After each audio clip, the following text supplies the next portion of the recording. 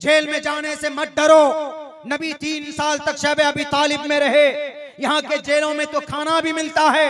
शैब अबी तालिब में तो सहाबाए कराम 3 साल तक तड़प तड़प कर अपनी जान दे दी, उनको तो खाना भी नहीं मिलता था। अस्सलामु अलैकुम प्यारे दोस्तों, उम्मीद करता हूँ कि आप खैर आफियत से होंगे।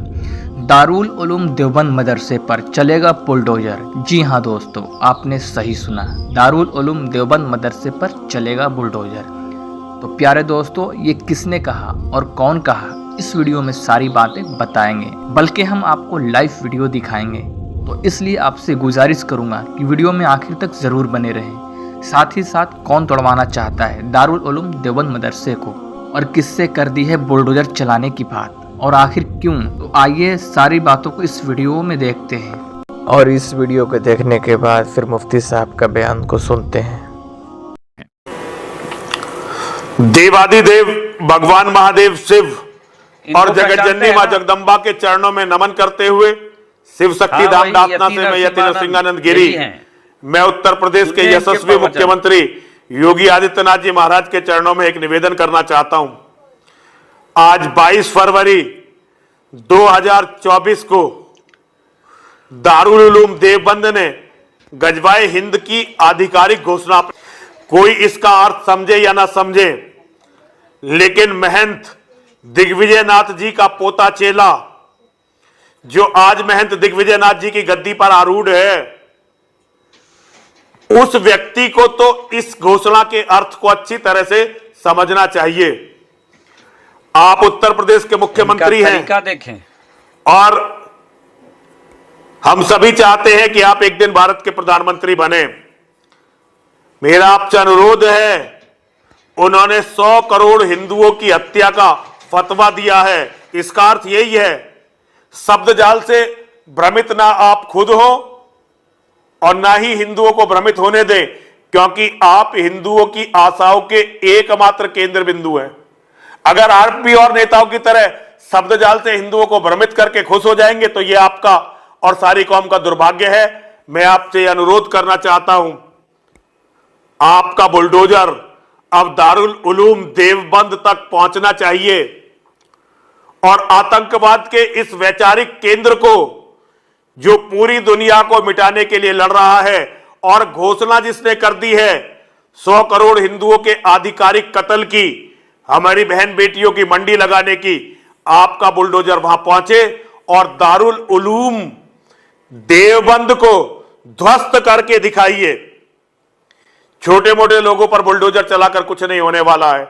आज ही आपके बुलडोजर, मेरा अनुरोध है, दारुल उलूम देवबंद को ध्वस्त करिए। और मेरा हिंदुओं से अनुरोध है, अगर तुम्हारे ये नेता नहीं कर पाते इस काम को तो हिंदुओं तुम करो, वरना ये तुम्हारी नस्लों को नहीं छोड़ेंगे। हर हर महादेव, हर हर महादेव, हर हर महादेव। तो दोस्तों, आपने तो इनका प्रवचन सुन ही लिया, मुफ्ती साहब का बयान भी सुन लेते हैं। जेल में जाने से मत डरो। नबी 3 साल तक शैब अबी तालिब में रहे। यहाँ के जेलों में तो खाना भी मिलता है। शैब अबी तालिब में तो सहाबाए कराम 3 साल तक तड़प तड़प कर अपनी जान दे दी, उनको तो खाना भी नहीं मिलता था। कुछ भी नहीं था, रोटी न चावल न दाल, दरख्त के पत्ते चबाते थे, छाले चबा चबा कर अपनी जिंदगी गुजारते थे। माओ के पिस्तान में दूध नहीं था, बच्चे भूख से तड़प कर मर रहे थे। मां ने भी खुदकुशी करना शुरू कर दिया था। ऐसी नौबत थी, लेकिन कभी भी बातिल के सामने सर नहीं झुकाया। और आप इनकी ताकत के सामने सर झुकाते हो कि नहीं जनाब, जेल में डाल देंगे, जेल में डाल देंगे। तो उठो गद्दी से, हटो और छोड़ो, काम करने वालों को काम करने दो। जो लोग हसास हैं, जो बोलना जानते हैं और जो लोग कानूनी कार्रवाई करना जानते हैं, वह कानूनी कार्रवाई करेंगे। क्यों नहीं आपने वकील पैदा किया? क्यों नहीं आपने जज बनाया अपने बच्चों को? क्यों नहीं हम अपने कौम के बच्चों को लीगल भारत के कानून संविधान के बारे में बताते? क्यों नहीं हमारे बच्चे भारत के अंदर में मुसलमानों की हिस्ट्री के बारे में हम अपने बच्चों को बताते? इस कौम को एक प्लेटफॉर्म पर आना होगा, सीमांचल के एक एक फर्द को एक प्लेटफॉर्म पर आना होगा और भारत के मुस्लिम माइनॉरिटी को एक प्लेटफॉर्म पर आना होगा। अगर नहीं आएंगे एक प्लेटफॉर्म पर, मसलकी झगड़ों पर लटके रहोगे, तो आज कुछ दिनों पहले सलमान अजहरी के हाथ में हथकड़ी लगेगी, कुछ साल कुछ महीनों के बाद अब्दुल्ला सालिम के भी हाथ में हथकड़ी लगेगी, और कौम बस सोशल मीडिया में सिर्फ शोर कर ले। सोशल मीडिया के ऊपर शोर करना बंद करो। जमीनी सतह पर क्या कार्रवाई कर सकते हैं उसके ऊपर कोई कार्रवाई नहीं की जाती। उत्तराखंड में यूसीसी लागू किया गया, एक भी एफआईआर दर्ज नहीं हुआ है मुसलमानों की तरफ से, एक भी एफआईआर दर्ज नहीं हुआ। और एक मस्जिद को मंदिर बनाना हो तो 150 एफआईआर डाल दिए जाते हैं। जब वो हक को नाहक करने पर एफआईआर डाल सकते हैं तो हम नाहक को हक करने पर एफआईआर क्यों नहीं डाल सकते? ये शऊर कहां से पैदा होगा? ये शऊर जब पैदा होगा जब ये कौम मुत्तहिद होगी, जब सब एक आवाज बुलंद करेंगे, तभी इस कौम की तकदीर बदल सकती है, वरना तकदीर बदलना नामुमकिन है। यह आपकी स्थिति है सीमांचल की, आपके बिहार की, आपके जिले की और आपके इलाके की। इसीलिए मेरे भाइयों, मुत्तहिद होना इस कौम को निहायत जरूरी है। मसलकी इख्तिलाफात को बालाएताक रखकर दिल साहब बहुत मशहूर नात पढ़ते हैं, इसके ऊपर शायद वो सुनाएं आपको भी कुछ देर में। तो इसीलिए इस कौम को मुत्तहिद होने के साथ साथ दूसरा काम क्या करना है सबसे बड़ा, वो जो हम मुसलमानों को अपनी शरीयत से जुड़ना है, नमाज पाबंदी से पढ़नी है।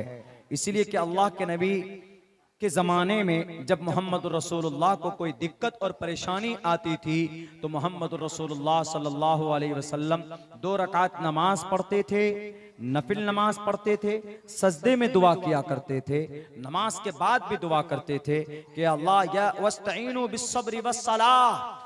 अल्लाह कुरान में कहता है कि भाई मदद हासिल करो किसके? सब्र के जरिए से और नमाज के जरिए से। आज परेशानियां आ रही, न तो हम नमाज के जरिए से मदद तलब कर रहे हैं अल्लाह से, और न जमीनी सतह पर कार्रवाई करने में। यही बारसोई के अंदर कुछ महीनों पहले गोलियों से कई जवानों को मारा गया था, रद्दी में डाल दिया गया, इंसाफ नहीं मिला उनको। ये तो कुछ भी नहीं है। अलदवानी के अंदर 25 से 30 मुसलमान को गोलियों से भूना गया, कोई कार्रवाई नहीं, कुछ नहीं। गोली मारने वाले को मेडल दे दिया गया। ये कौम कब तक लुटती और पिटती रहेगी? अभी तो कुछ नहीं। बहुत खतरनाक साजिश है इस देश के अंदर मुस्लिम माइनॉरिटी के नरसंहार की। मैं अपनी तहकीक ये पेश कर रहा हूं। आप कहेंगे कि मुसलमान कैसे इस तरह नरसंहार हो सकता है? ये नरसंहार नहीं तो क्या है? हल्द्वानी के अंदर नरसंहार हुआ। जो तंजीमें हैं हमारी, जिनको हम अपना सरप्रस्त मानते हैं, उनका क्या कहना? नहीं नहीं, अभी कुछ करने की जरूरत नहीं, हालात बड़े खराब हैं। हालात खराब हैं, उहद से ज्यादा हालात खराब नहीं है, बद्र से ज्यादा हालात खराब नहीं है। सहाबा को गाजर मूली के तरह काटा गया, शहीद किया गया, उससे ज्यादा हालात खराब नहीं है। सदर साहब, सेक्रेटरी साहब, अपनी अपनी तंजीमों को कौम के लिए आगे बढ़ो। तकरीबन 6000 बेटियों का सौदा किया गया है पिछले 1 साल में। समाज की बेटी का 6000 बेटियां इस देश से गायब हुई है। कलमा पढ़ने वाली बेटियां कहां गई बच्ची? वो कोई डेटा किसी के पास नहीं है। नमाज के ऊपर तकरीर करना फर्ज है, मानता हो, लेकिन जान की हिफाजत करना भी जरूरी है। यह भी आपकी जिम्मेदारी है। कोई नबी और रसूल नहीं आने वाला। जरूरी है, कौम के सरपरस्त बने हैं तो सरपरस्ती निभाइए। एक तारीख में आपको बताता हूं, इस दुनिया के अंदर सबसे बड़ी ताकत रही है मुसलमानों की शरीयत के ताल्लुक से, वहदानियत के ताल्लुक से, स्पेन, जिसको उंदुलुस बोलते। 800 साल तक मुसलमानों की हुकूमत थी। 800 साल तक उंदुलुस के अंदर बड़े बड़े अल्लाह वाले थे। हर मोहल्ले के अंदर 2-2, 3-3 मस्जिदें थी, और हर मस्जिद में बाज़ाब्ता नमाज, रोजा, ज़कात, कुरान की तिलावत, सारी चीजें होती थी। कोई जमीन का हिस्सा ऐसा बाकी नहीं था जहां मुसलमानों के सजदों के निशान न पड़े हो।